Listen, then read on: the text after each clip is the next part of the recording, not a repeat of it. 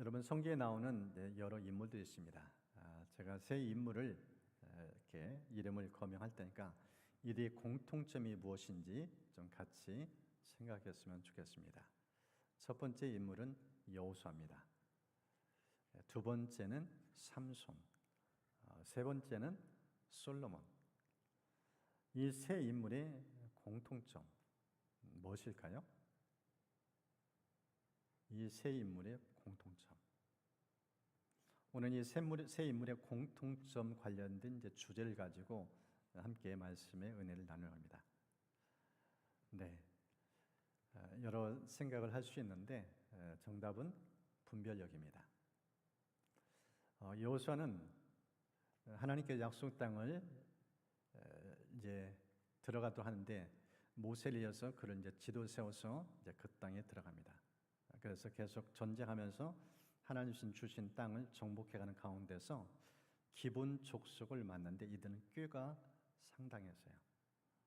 전쟁하는 것 대신에 이들은 잔꾀를 가지고 먼 나라에서 왔으니까 우리가 좀 화친을 맺읍시다 해가지고 위장을 해가지고 다가와요.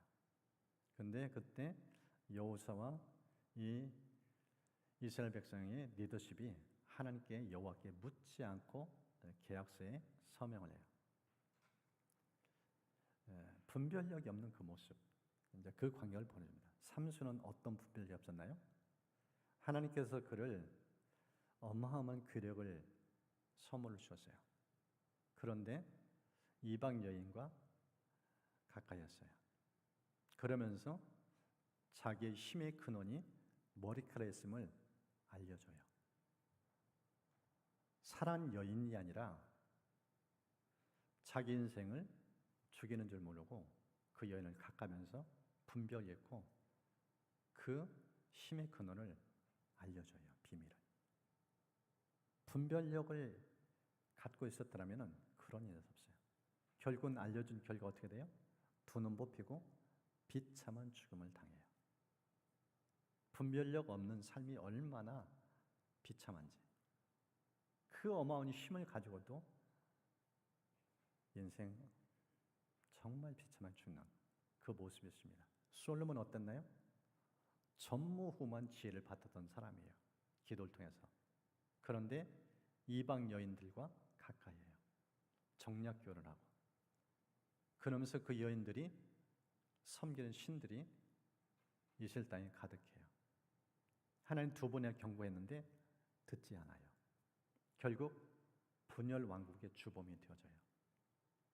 세 인물의 공통점은 분별력이 없으면 인생 이렇게 된다. 그것을 보여주는 사람들입니다. 분별력이 어떤 것인가? 사전에 이렇게 정의합니다.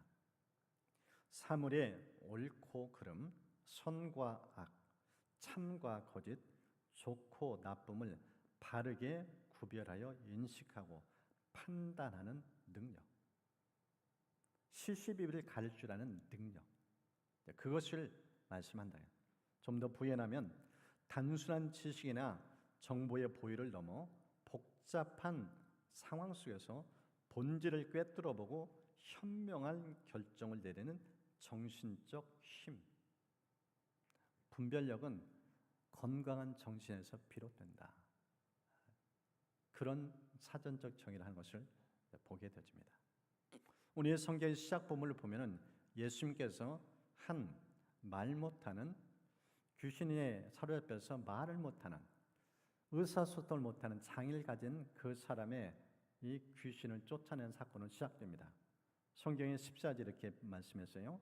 예수께서 한 말 못하게 하는 귀신을 쫓아내시니 귀신 나가면 말 못하는 사람이 말을 하게 되었다. 이 광경을 그 주변의 사람들이 다 지켜봤어요. 그런데 저 광경을 보면서 사람들이 갖고 있는 생각들은 각기 달랐습니다. 똑같은 사건을 보는데 생각은 각기 달라요. 세 가지가 등장합니다. 그 첫 번째가 긍정적 시각입니다. 거기에는 무리 가운데 일부가 그 자기들 조금 해도 의사소통을 못해서 손짓으로 눈짓으로 소통했던 그 사람이 자기들 눈앞에서 입이 열리고 말을 해요. 충격을 받은 거예요. 어떻게 저런 일이 있었을까?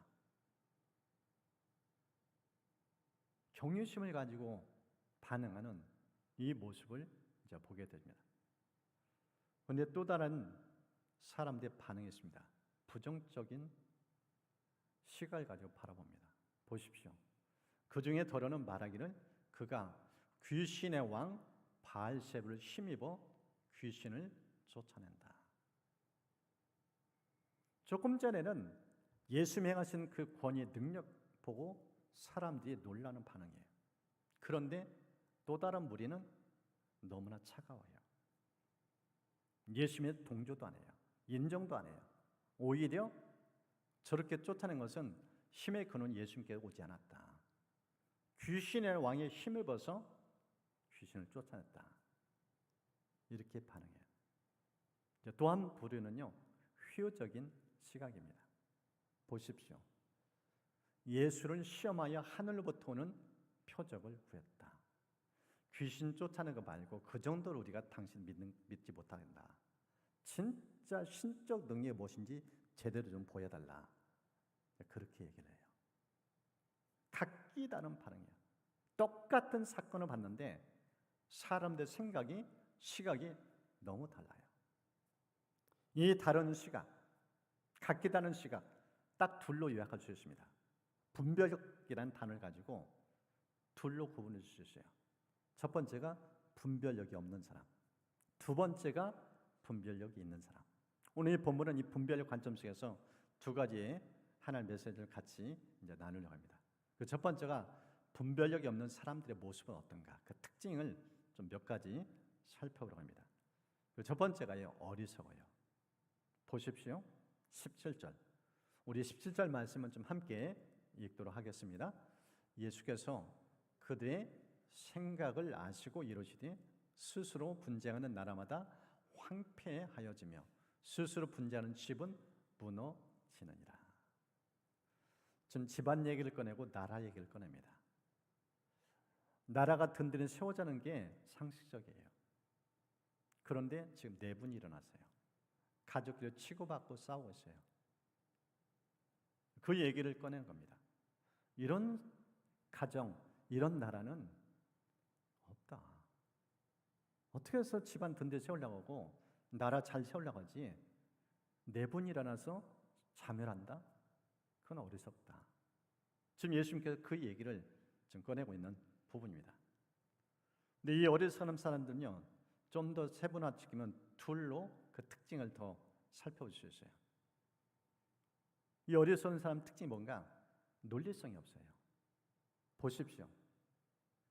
너희 말이 내가 바알셈을 힘입어 귀신을 쫓아낸다니 만일 사탄이 스스로 분자면 그의 나라가 어떻게 서겠느냐. 이 논리성을 이렇게 정의해요. 생각과 말이 감정에 치우치지 않고 전개 과정이 이치에 맞고 타당하며 모순이 없는 것. 이게 논리성이에요. 그런데 지금 이 예수님이 행하시는 걸 보면서 안티 반응을 보인 사람들 특징을 보십시오. 앞뒤가 맞지 않아요. 논리성이 결여되어 있어요. 감정에 치우쳐요. 뒤틀린 감정. 예수님의 적대 감정. 그 마음, 그 생각 속에서 판단하니까 저렇게 어리석고 논리성 없는 비상식적인 그 태도로 반응하는 이 모습을 이제 보여줍니다. 논리성이 없기 때문에 두 번째가 설득력도 없어요. 보십시오. 내가 바알세를 힘입어 귀신을 쫓아내면 너희 아들들은 누구를 힘입어 쫓아내느냐. 그러므로 그들이 너희 재판관이 되리라. 내가 귀신의 왕 힘입어 너희들 자식들 귀신 쫓아내는 그런 일들이 있지 않느냐. 그러면 그때는 누구 힘을 힘입어 쫓아내느냐. 자가당착이에요. 스스로 함정에 빠지는 모습을 보여줍니다. 논리성도 없죠. 비상식적이죠. 그러니까 설득력도 없어요. 공감을 형성하지 못해요. 얼마나 어리석은지 이 분별이 없는 사람의 그 모습을 예수님이 지금 꼬집고 있는 것을 보여줍니다. 두 번째 이 분별력 없는 사람의 특징은요, 예수님을 대적합니다. 보십시오. 23절. 나와 함께 하지 아니하는 자는 나를 반대하는 자요, 나와 함께 모지 아니하는 자는 해치는 자. 반대하는 자, 해치는 자. 예수님은 그렇게 표현하고요. 예수님이 하시는 일, 예수님이 행하시는 사역들을 보면서 안티 반응 보이는 사람, 다른 말 표현은 적그리스도라는 거예요. 적그리스도가 다른 게 아니에요. 예수님이 하시는 일을 보면서 시시비비를 제도 가리지 않고 올바른 판단력 하지 못하면은 악의 동조세를 될 수 있다는 거예요. 예수님을 대적하는 자가 된다고 예수님은 그렇게 지적하고 있음을 보여줍니다. 세 번째가 눌려 삽니다. 이 분별력 사람의 특징이 세 번째는요, 눌려 살아요. 보십시오. 24절부터 26절인데 그중 24절, 내가 나온 내 집으로 돌아가리라. 귀신이 그 사람 때 나왔는데 다시 원위치 돼요. 그러면서 귀신의 표현이 이 집은 내 집.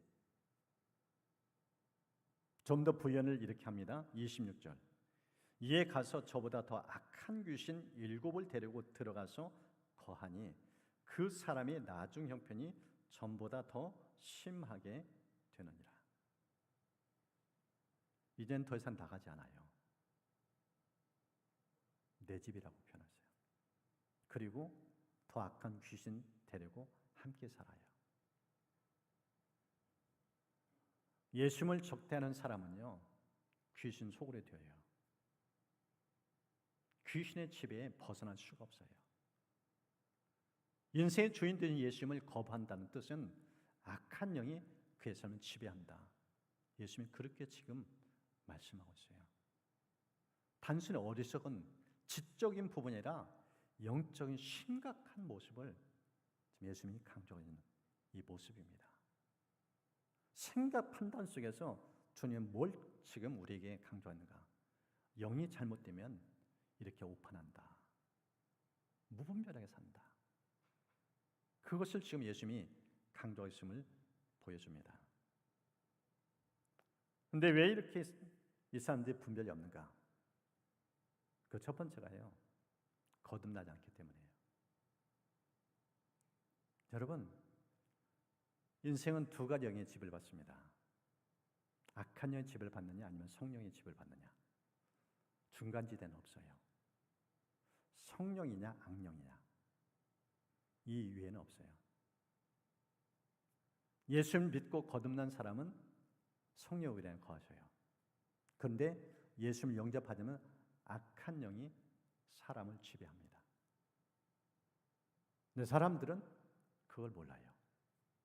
악한 영의 지배를 받는 사실을 깨닫지를 못해요. 성경을 보면 사도 바울이 예수 믿기 전에 자신의 모습을 이 디모데서에 이렇게 기록해 놨습니다. 내가 전에는 비방자요, 박해자요, 폭행자였으나 도리어 긍휼을 입은 것은 내가 믿지 아니할 때 알지 못하고 행하였습니다. 알지 못했다. 영적인 무지 상태. 예수님과의 만남이 없는 그의 삶 속에 세상 다 똑똑한 줄 알았어요. 가문이 괜찮은 줄 알았어요. 그런데 예수님과의 만남이 없는 그의 삶은 성경이 뭐라고 표현한가? 비방자, 박해자, 폭행자. 심지어 스데반을 죽이는데 주동자 노릇까지 했어요. 그게 예수 믿기 전에 이 바울의 모습입니다. 그런데 그가 왜 이렇게 행동했는지 자기 입으로 고백을 해요. 예수는 내가 믿지 않아서 그렇다. 영적인 무지였기 때문에 그런 결과였다. 부끄럽다. 수치스럽다. 너무 잘못했다.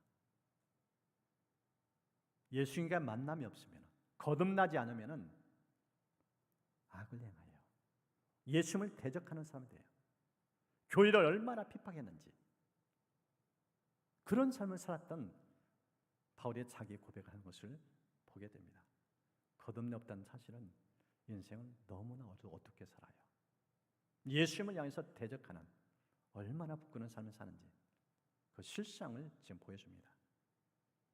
요한복음 3장을 보면은 유대 공의 의원이었던 니고데모, 지적인 능력이 있어요.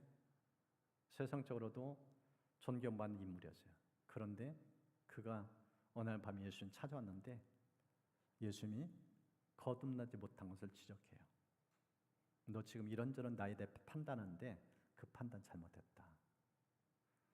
그 육신의 눈, 안목 가지고 나를 보는데 제대로 볼 수 없다. 제대로 분별할 수 없다. 진짜 거듭나야 네가 하나님 나라를 볼 수 있다. 영적인 세계, 하나님이 행하시는 일을 제대로 보는 데는 거듭남이 없이는 안 된다. 불가능하다. 이렇게까지 말씀한 것을 성경 우리에게 보여주고 있습니다. 분별이 없는 두 번째 이유가 있는데 그것은 성장하지 않기 때문이에요. 예수 믿고 거듭나면은 생명이신 주님 우리한테 들어와 계세요. 근데 그 주님과 끊임없는 교제 사귐없이는 영적으로 성장하지 않습니다. 성장이 더디면은 분별력이 둔화돼요. 에베소 4장을 보면은 어린아이의 모습을 이렇게 기록해놨습니다. 우리 성경 말씀 함께 좀 읽겠습니다. 이제는 더 이상 어린아이가 되어서는 안 됩니다. 파도에 밀려 떠다니는 배처럼 왔다 갔다 하거나 우리를 속이고 유혹하는 온갖 새로운 가르침에 넘어가서도 안 될 것입니다. 아이의 특징 두 가지를 강조했습니다. 왔다 갔다 해요. 줏대가 없어요. 또 하나는 뭐예요? 귀가 얇아요. 쉽게 넘어가요. 이단이 왜 넘어가는가? 저 특징 때문이에요. 영적으로 너무 미성숙한 거예요. 잘하지 않은 거예요. 무분별하게 악인지 모르고 거짓인지 모르고 그 귀임에 그냥 넘어가요. 성장하지 않으면은 당해요. 넘어가게 됐어요. 오늘 성경 통해서 예수님이 귀신을 쫓아냈는데 그걸 보면서 사람들 반응이 각기 달라요. 긍정보다 부정을 더 많이 해요. 그런 사람들 실상을 보면서 얼마나 어리석은지, 그리고 예수님에서 얼마나 대적하는지, 그것을 낱낱이 꼬집어요. 그러면서 이들이 왜 이렇게 됐는가? 거듭나지 않았기 때문이다. 잘하지 않기 때문이다. 그 말씀 우리에게 들려주고 있습니다.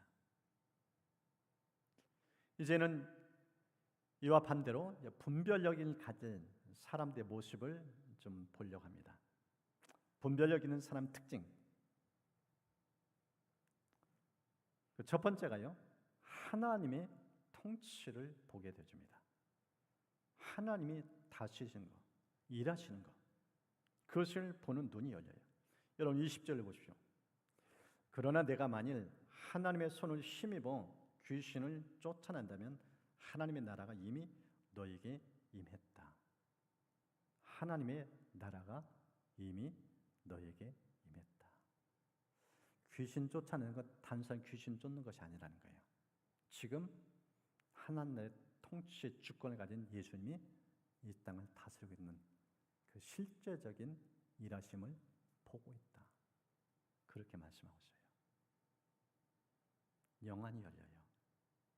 그리고 예수님이 온 세상을 다스려 통치하시는 그 생생한 모습을 눈으로 보면서 경외심을 가져요. 이게 분별력 가진 사람의 첫 번째 모습입니다. 이 사도행전 8장을 보면은 빌립 집사가 사마리아 도성에 가서 그리스도를 증거합니다. 그러자 영적인 판도가 바뀌어요. 성경 이렇게 기록해 놨습니다. 많은 사람에게 붙었던 더러운 귀신들이 크게 소리를 지르며 나갔다. 예수 그리스도, 세상의 통치자, 온 땅을 다스려 주관하시는 예수께서 그 땅에 들어가니까, 이 빌립 지살탄에서 예수 그리스도의 이름이 선포되니까 귀신들이 힘을 잃어요. 두려워 벌벌 떨며 그 지역에서 떠나요. 보십시오. 더러운 귀신들이 크게 소리를 지르며 나갔다. 주님의 통치가 임하는 곳에 어둠의 권세는 힘을 잃고 떠나요. 그 일하심을 보게 되어집니다. 하나님 나라가 임한 모습이에요. 두 번째는 하나님의 능력을 보게 되어집니다. 여러분 21절과 22절 보십시오. 강한 자가 무장을 하고 자기 집을 지킬 때는 그 소유가 안전한데, 더 강한 자가 와서 그를 굴복시킬 때는 그가 믿던 무장을 빼앗고 그의 재물을 나누느니라. 강한 자, 더 강한 자. 지금 예수님이 이 현장에 나타난 적은 귀신이 특세했었어요. 엄청난 괴력을 가지고 말도 못하게 한 사람 인생을 완전히 장악했었어요. 그런 상황 속에서 강하신 예수님, 귀신보다 더 능하신 예수님, 그분이 오셔서 귀신을 쫓아내니까 힘없이 떠나요. 하나님의 능력이 얼마나 강력한지 그것을 똑똑히 보게 되어집니다. 우리가 부른 찬양 가운데서 585장, 이 종교에 일으켰던 마틴 루터가 썼다고 하는 찬양입니다. 그 찬양 가사 가운데 2절에 이런 가사가 있습니다. 내 힘만 의지할 때는 패할 수밖에 없도다. 힘 있는 장수 나와서 날 대신하여 싸우네.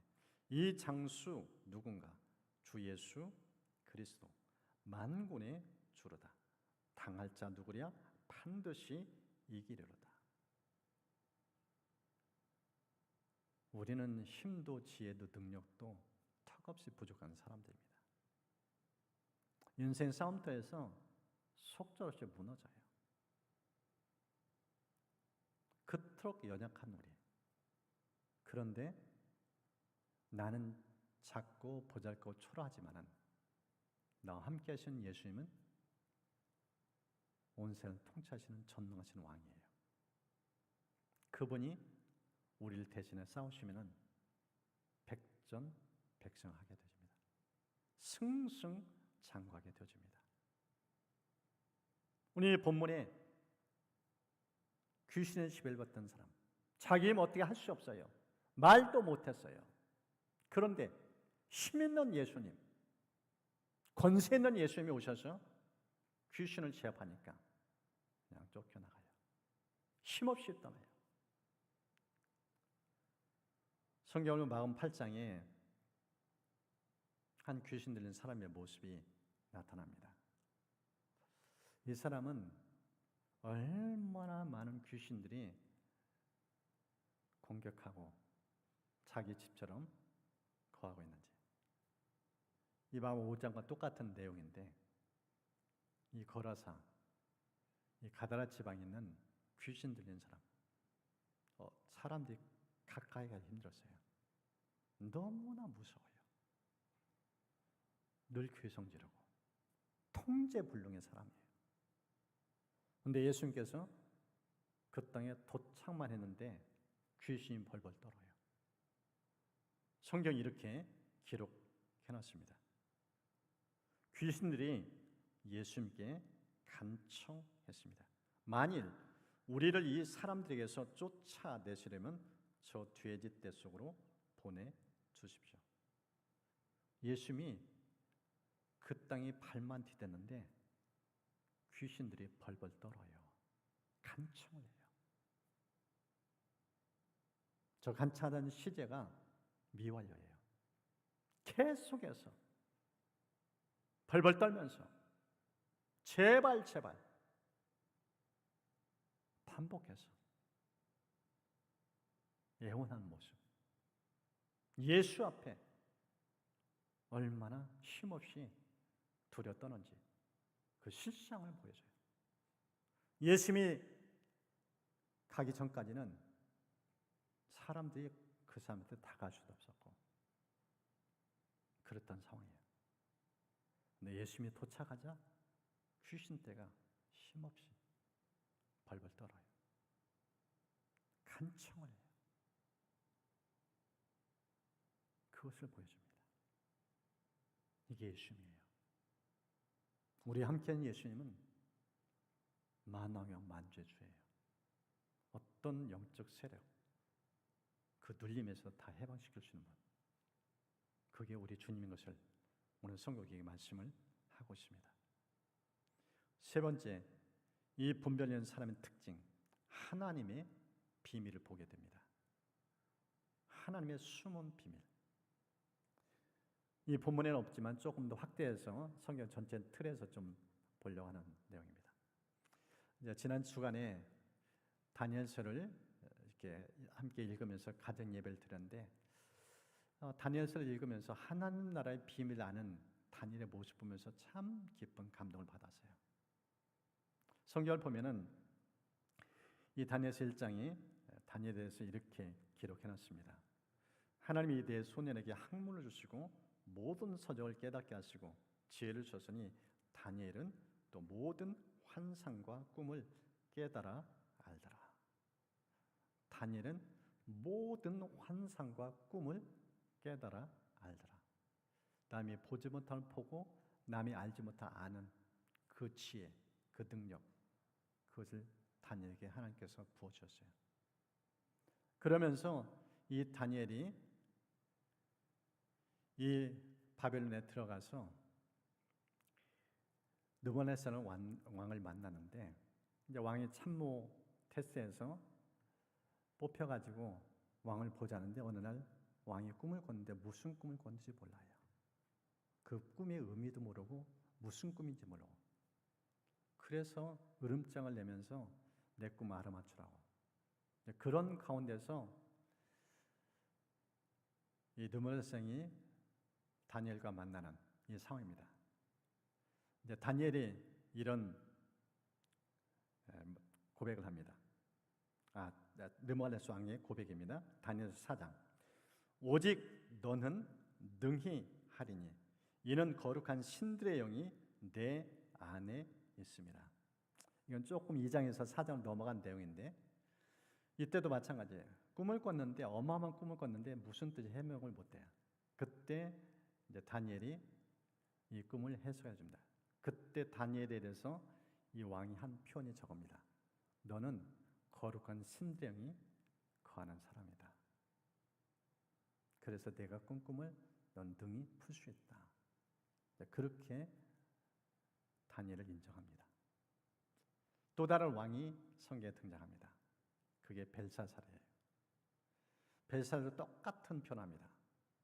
내 안에는 신들의 영이 있다. 신들의 영이 네 안에 있다. 호화 술판을 벌였어요. 성전 기물을 갖다가 하나님이 나타나셨어요. 벽에 글씨를 써요. 메네메네 데겔 우바르신. 무슨 뜻인지 몰라요. 소문 끝에 다니엘 왔는데 다니엘은 저 표현을 해요. 다니엘 그걸 정확하게 해석해줘요. 또 다른 왕인데 다리오입니다. 나라를 통치하는데 총리가 필요해요. 수석 총리 자리에 다니엘을 세웁니다. 그때 다니엘을 왜 뽑았는지 성경이 이렇게 기록했습니다. 다니엘은 마음이 민첩했다. 저 민첩하다는 단어의 뜻이 이겁니다. 탁월한 영, 하나님께 받은 지혜, 정직함, 충성심, 분별력, 성령의 역사까지 포함한 단어가 저 마음의 민첩함이에요. 앞서서 본 것처럼 거룩한 신들의 영이 거한 사람의 모습. 그러니까 정권이 바뀌고 나라가 바뀌어도 여전히 현직에서 국정사를 섬기는 그 인물로 쓰임받아요. 이제 그런 다니엘 얘기가 계속 이어지는데, 이 다니엘서 곳곳에 보니까 하나님께서 다니엘에게 사람이 알지 못하는 영적 세계를 보여줘요. 그 비밀을 알려줘요. 그 중에 몇 가지가 있는데, 그 첫 번째가 다니엘서 2장에 등장하는 이 느부갓네살이 꿈을 꿨는데 무슨 꿈이 보일 때 그 꿈을 알려주고 그걸 맞춰요. 성경에 이렇게 기록했습니다. 그는 깊고 은밀한 일을 나타내시고 어두운 때에 있는 것을 아시며 또 빛이 그와 함께 있다. 내가 꾸지 않은 꿈, 남이 꾼 꿈인데 그것도 알려주시는 분, 다니엘 그 고백을 해요. 그리고 그 고백대로 하나님이 알려주셔요. 보여주셔요. 또 하나가 다니엘서 7장에 있는 메시아 예언입니다.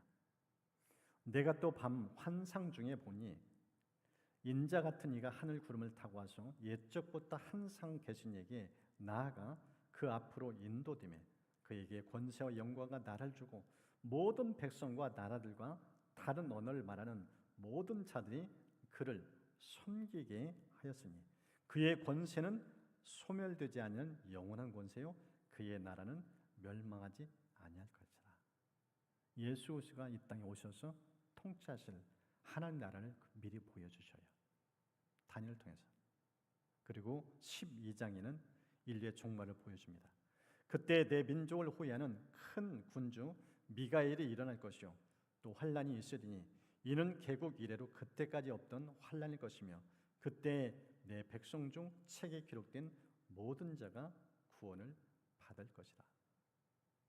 종말에 어떻게 되어질지 다니엘이 가보지 않은 미래까지 미리 보여주셔요. 이게 하나님의 비밀을 알게 되는 이런 삶이에요.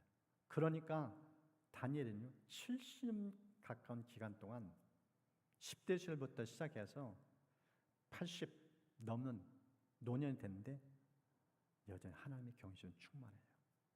나라도 바뀌었고 정권도 바뀌었는데 그 삶의 흔적 가운데 여전히 사람들에게 세상에 영향을 미쳐요. 어떻게 해요? 신들의 영이 그 안에 거했어요. 분별력이 있어요. 세상이 어떻게 옮겨지는지 그 세상을 보는 눈이 열려요. 그러니까 정권 앞에 아부하지 않아요. 반듯하게 살아요. 영의 눈이 열린 사람이니까 세상이 누구의 손에서 움직이는지 정확하게 보는 안목이 있으니까 그런 모습을 우리에게 보여줍니다. 오늘 성경에서 두 가지 인생을 같이 살펴봤어요. 첫 번째가 분별력이 없는 사람. 분별 없는 사람 세 가지 모습 봤습니다.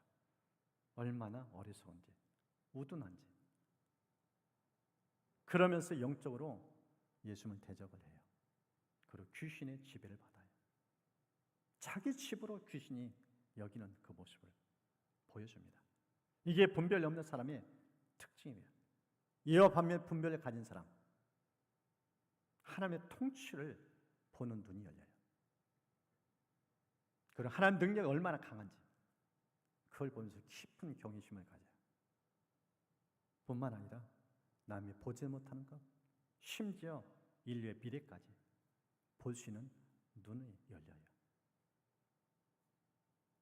그런 상황 속에서 올곧은 믿음 가지고 살아가요. 세상에 선한 영향을 끼치는 그런 삶의 모습을 보여줍니다. 이제 주신 말씀 생각하면서 찬양 함께 좀 기도로 나아가도록 하겠습니다. 시선한 찬양인데요. 이 찬양 작시 배경이 있습니다. 지금 이제 목회자가 됐는데 이분이 간사 시절에 예레미야서를 묵상하다가 나라를 위해서 참 기도를 많이 했구나. 이 예루살렘 성이 무너져가고 나라를 잃어가는 그 피폐한 영적 실상, 죄가 얼마나 인생을 힘겹게 하고 나라를 망가뜨린지 그걸 보면서 나라를 위해 기도할 필요성을 하나님께서 갖게 만들어줘요. 그리고 정말 나라든 나라가 되기 위해서는 하나님의 통치, 하나님 나라 이 땅까지 임하는 것, 이런 마음을 가지고 기도하려는데 사탄이 이 간사님의 약함을 건드려요. 주제 파악 좀 해라. 네가 무슨 나를 위해 기도한다고. 너는 사람들 잘 몰라. 무명의 사람이야. 네가 기도한다고 뭐 나라가 움직일 줄 아느냐? 얼마나 조롱하고 비방하는지. 그것 때문에 낙심해요. 그런 상황 속에서 힘겨울 때 성령께서 말씀하셔요. 아니다. 그 마음은 내가 준 거다. 나를 위해 기도하는 거, 이 땅에 통치가 임하도록 기도하는 거, 그건 정말 하나님 내가 기뻐하는 거다. 너의 눈을 들어서 하나님을 바라보라. 그러면서 영감받아 쓴 것이 이 시선이라는 찬양입니다. 가사를 음미하면서 지금 내가 무엇을 바라보는가, 어떻게 바라보는가, 좀 제대로 된 분별을 가지고 인생 살 수 있도록 이 가사를 음미하면서 찬양하면서 기도로 하나님께 나아가겠습니다.